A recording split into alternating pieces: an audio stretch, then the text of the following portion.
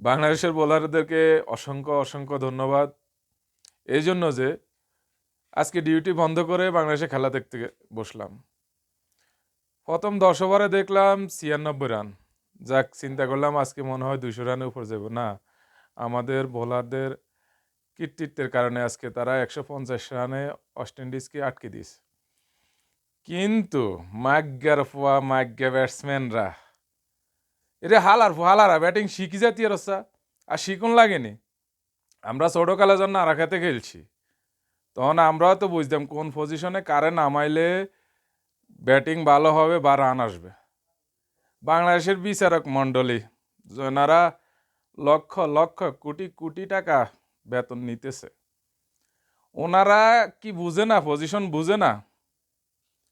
জাকির আলী অনেক বেটা জীবনে কোনোদিন খেলছি নি, তারা আনি খেলাত নামাই দিস। তখন বেটা কিরবো, বেটা ব্যাটিং ঘুরায়, বেটা লাগলে লাগছে, না লাগলে নাই, চলে গেছে জিমি মন্দির ইমি। ভাই এই পজিশনটা পাল্টাই দিলে কি হইতো? আপনি একটু পিছন থেকে আনি নামাই দেন না, রিশাদরে নামাই দেন। আপনি এখন বলবেন রিশাদ তো আজকে 0 করছে 2 বলে, এখন তার পজিশন যে জায়গায় দিয়েছেন সেই ওই মুহূর্তে তার মাথাতে এমনি ডিপ্রেশন টেনশন, কোন বল কোন দিকে মারবে। আরে ভাই আপনারা আপনারা টিকিট খেলতে খেলতে খেলতে খেলতে আজকে আপনারা বিচারক হয়েছে।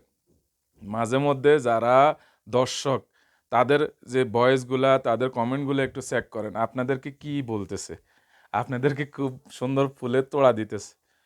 ইন্ডিয়ার মতো যদি আপনাদের বাড়িগুলো ডিম পচা মারতো, আপনাদের বাড়ি ভাঙিয়ে লাইতো, তাহলে আপনাদের মানে শিক্ষা হইতো।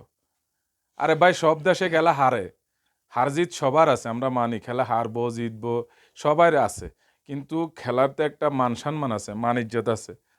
মানসম্পন্ন খেলা খেলেন না ভাই, না হলে বন্ধ করে দেন, খেলা বন্ধ করেন, বয়কট করেন, বাংলাদেশ ক্রিকেটকে নিষিদ্ধ করেন।